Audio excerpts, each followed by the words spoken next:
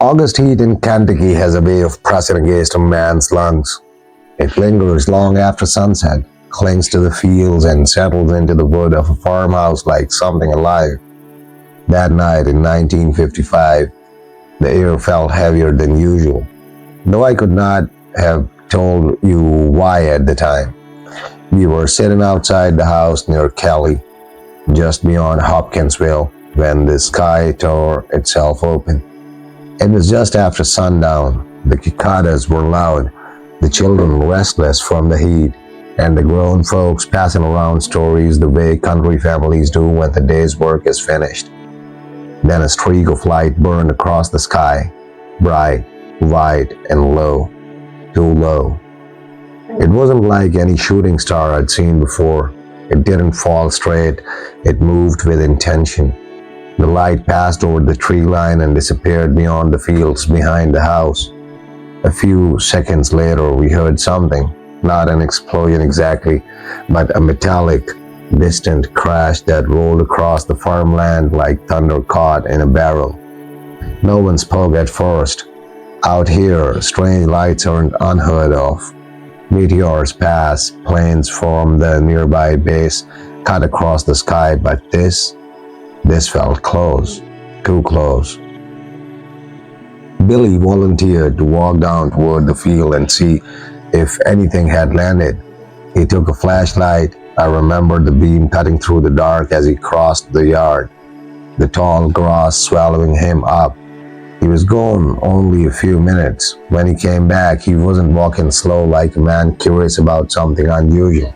He was running. His face had lost all color. "There's something out there," he said. "It's shining."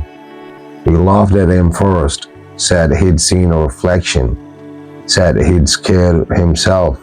But Billy wasn't the type to scare easy. He kept shaking his head.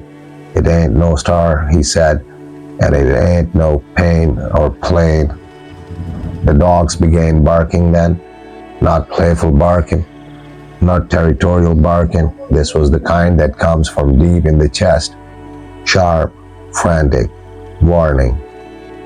We turned toward the tree line just in time to see something step into the edge of the yard. It was small, no taller than a child. Its arms hung too long for its body. Its head was round and strange, with pointed shapes rising from either side, and its eyes, Lord help me, its eyes were glowing, not reflecting, glowing. They buried like two yellow coals in the dark. For a moment, none of us moved. The thing swayed slightly as if balancing on uneven ground. It did not rush, it did not crouch, it simply watched. And I had the awful feeling. It had not wandered into our yard by accident. It had come to the house. No one remembers who reached for the shotgun first. One moment we were frozen, staring at that small figure standing at the edge of the yard, and the next moment, there was movement. Chairs scraping, boots coupling dirt, someone shouting, for the guns kept just inside the door. The thing did not run. This is what unsettled me most. Any animal, any creature of the woods would have bolted at the sight of grown men scrambling toward weapons. But this one simply tilted its head slightly as if curious. Its arms hung nearly to its knees, thin and stiff, ending in hands that looked too large for its body. And those eyes, steady, glowing yellow. Elmer fired first. The blast cracked across the yard so loud it rang in my ears.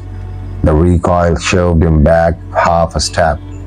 I expected the creature to drop, to crumple into the grass like anything made of flesh and bone. Instead, it flipped backward, not like a man struck, not like something in pain. It moved as though pulled by strings, rising and tumbling end over end into the darkness beyond the fence line. Silence followed. The dogs had stopped barking. The smell of gunpowder drifted heavy in the warm air. We stood there staring into the blackness, half expecting it to charge us, half praying it would stay gone. "It's dead," someone muttered, but I knew better. You don't fire that close at something and miss entirely.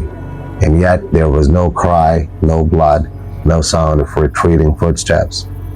Just the slow return of cicadas, as if the night itself was pretending nothing had happened.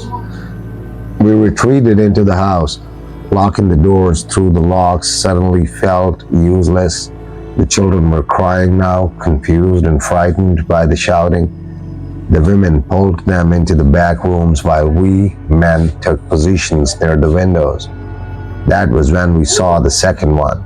It appeared at the side window, rising slowly into view as though lifted from below. Its fingers curled over the sill, long and thin, its face pressed close to the glass.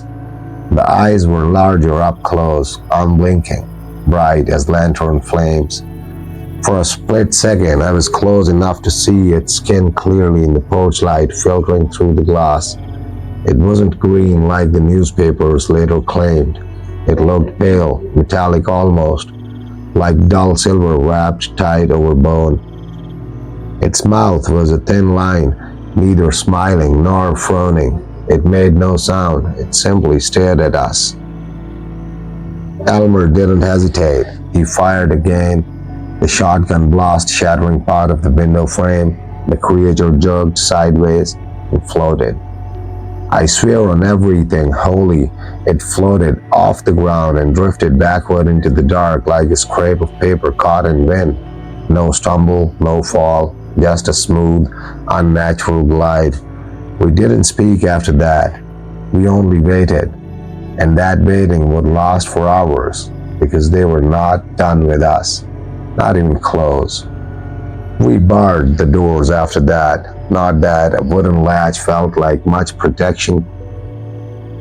The house was small, the walls thin, every window suddenly looking like an invitation. We gathered in the front room, lamps turned low, shotguns loaded and resting across our knees.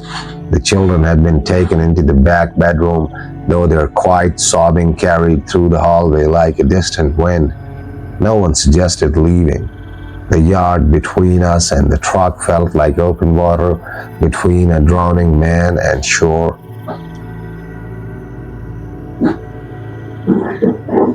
Minutes passed, then came the scratching. It started soft, like a branch brushing against siding, but there was no wind that night. The air outside had fallen still, thick and unmoving. The sound crept along the side of the house, deliberately, slowly. Scratch, pause, scratch. It moved from one wall to another, as though something were circling us. Then we heard a faint metallic tap against the roof. One of them was above us. The realization settled heavy in my stomach. The roof wasn't high. A man could climb it with effort, but this thing hadn't shown any sign of climbing like a man. Another tap, then a dragging sound, slow and measured, crossing from one end of the house to the other. I forced myself to move toward the back door. Every step felt wrong, like stepping toward something that should not be faced. I eased the door open just enough to peer into the yard. The porch light cast a weak yellow glow across the ground, and there, crouched at the far corner of the house, was another one. It wasn't standing upright this time. It was low, balanced strangely on its long legs, head cocked at an angle that no human neck could manage comfortably. It was watching the door, watching me. For a moment, neither of us moved. Then it rose slowly, not with muscle and strain, but smoothly, like it weighed nothing at all. Its arms lifted slightly from its sides, fingers spread. I fired. The blast lit the yard wide for a split second. When my vision cleared, the creature was gone, but not entirely. I caught sight of it in motion, rising above the fence line, drifting backward through the air like it had been pushed by invisible hands. It vanished behind the trees. Behind me, someone shouted that one was at the window again. We ran inside just as another pale face slid into view against the glass, its glowing eyes steady and calm. There was no rage in them, no fear, no pain, only observation, as if we were the animals inside a cage and they had come to study us. By midnight, the night no longer felt like Kentucky. It felt claimed. The house creaked in ways it never had before. Every board shifting under the heat sounded like a footstep. Every shadow seemed to lean closer than it should. We took turns watching the windows. They came in pairs now. I saw two of them near the well, standing side by side, their thin bodies rigid, heads slightly tilted toward one another as though communicating without words. Their eyes glowed steady in the dark, twin lanterns hovering just above the grass. When Elmer fired again, the blast echoed across the fields, but the creatures did not scatter like frightened animals. One leaned backward at an impossible angle, nearly parallel to the ground, as if the force of the shot simply nudged it rather than struck it. Then it straightened and glided away, disappearing behind the barn. The other remained, still, watching. It made no sound. No one's had. Not once had we heard them speak. Not once had we heard a cry of pain. Only the faint, dry rustle when they moved, like leaves sliding across each other. The scratching returned at the back wall, more insistent this time. Something brushed against the door handle, testing it. I could hear the faint metal click as it shifted under pressure. It knew how doors worked. That realization chilled me deeper than the gunfire. They were not mindless things wandering from the woods. They were deliberate, curious, learning. A shadow passed across the ceiling, blocking the faint glow from the porch light outside. Something was moving along the roof again, slow and careful. Dust stiffed and sifted down from between the boards. The children began crying louder. I remember thinking then that the house felt smaller with each passing minute, as though the walls were drawing inward, trapping us into the center of their attention. Then came the moment I still cannot explain. One of them appeared at the side window, not rising from below this time, but descending. It lowered itself from the roof upside down, its head hanging first into view, arms dangling loosely toward the ground. Its glowing eyes met mine through the glass, and though I had seen them for hours, that sight nearly broke me. There was something wrong in the way it hung there, no tension in its limbs, no strain, just suspended as though gravity was optional. Elmer fired. The creature drifted backward, righting itself in midair without effort, and vanished beyond the porch light. By then, the ammunition pile beside us was thinning. The night showed no sign of ending, and I began to understand something terrible. They were not attacking. They were testing. Sometime after 1 a.m, the shooting slowed, not because the creatures had gone, but because our nerves were unraveling. You can only fire into the dark so many times before the dark begins to feel endless. Every blast lit the yard for a heartbeat. Fence posts, grass, tree trunks, and sometimes, for that split second, a pale shape would be there, watching. Then gone again. The strangest part was how they moved. They never ran the way men run. They never lunged. When struck, they didn't collapse or thrash. They reacted like weightless things, flipping backward, drifting away, vanishing into shadow without a stumble. At one point, I saw one perched atop the fence rail, perched like a bird. Its long legs bent awkwardly beneath it, arms dangling. It seemed too balanced, too still. The porch light caught its skin again, not green, not scaled, but smooth and pale, like tarnished metal under moonlight.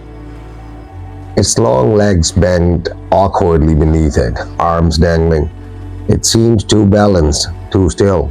The porch light caught its skin again, not green, not scaled, but smooth and pale like tarnished metal under moonlight. It tilted its head as if studying the barrel of my gun. I hesitated. For the first time that night, I hesitated.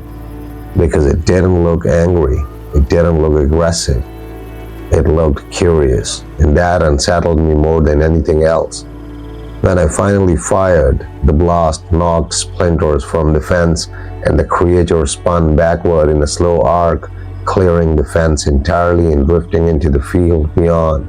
No cry, no body left behind, just absence. Inside the house, the air was thick with smoke and sweat. The children had cried themselves quiet. The women whispered prayers under their breath. The roof creaked again. Something scraped across it slowly, heel to toe, as though pacing. They were still there. Hours had passed. If they meant to harm us, they had had opportunity. If they meant to flee, they could have vanished long ago. Instead, they remained just outside the light, testing, watching. And I could not shake the feeling that the flashes of gunfire, the noise, the fear, the panic were being noted, recorded, as if we were the ones on display. By 2 in the morning, exhaustion began to press down harder than fear. The lamps burned low, the air inside the house tasted of gunpowder and kerosene.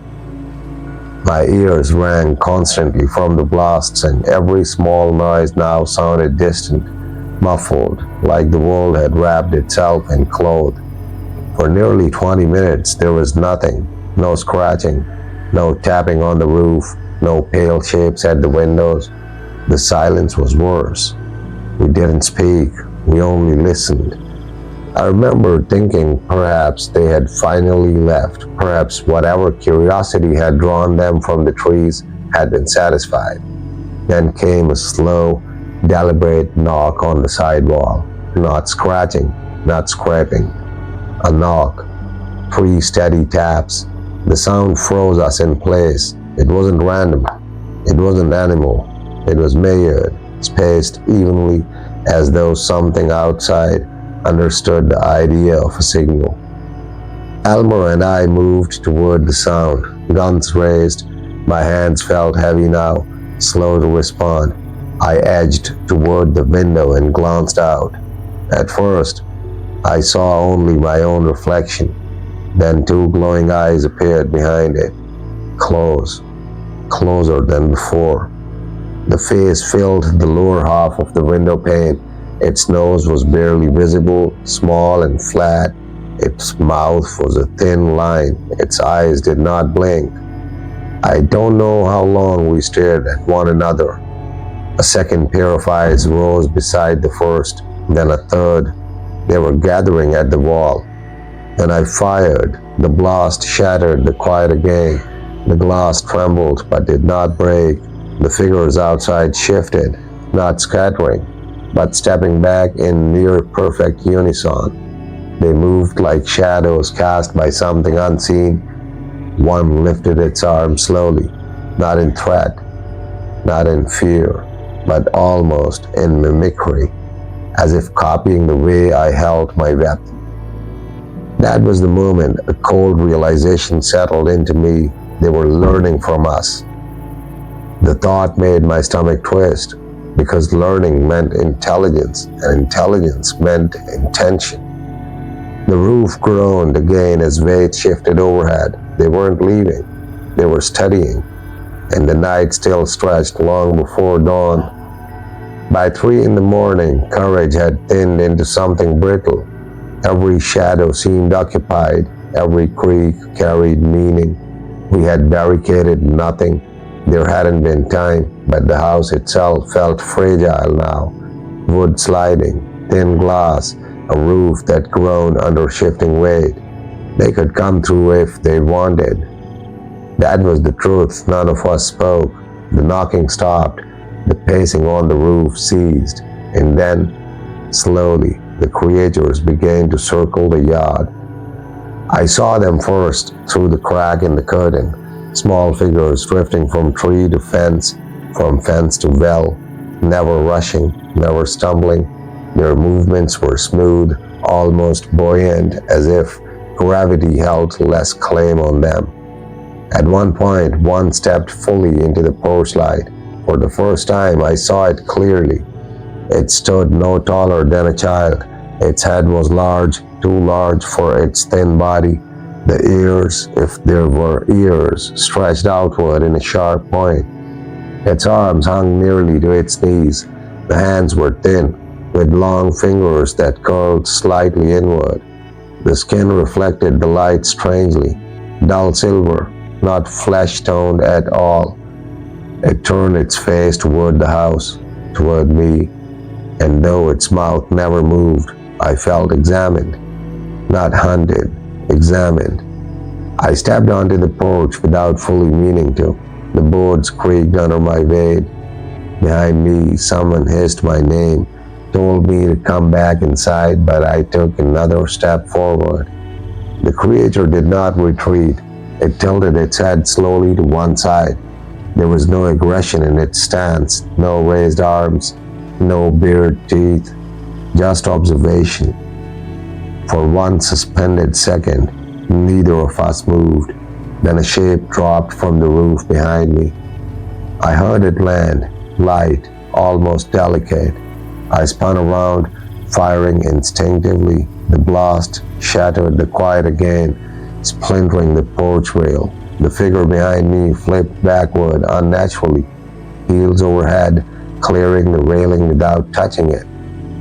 The one in the yard vanished at the same instant, gone, as though both had been waiting for that reaction. I stumbled back inside, heart hammering harder than it had all night, because something had changed. The fear was still there, but now it was layered with something worse. A sense that we were being tested for response, like animals prodded to see how we'd behave, and I began to wonder if we stopped firing, what would they do?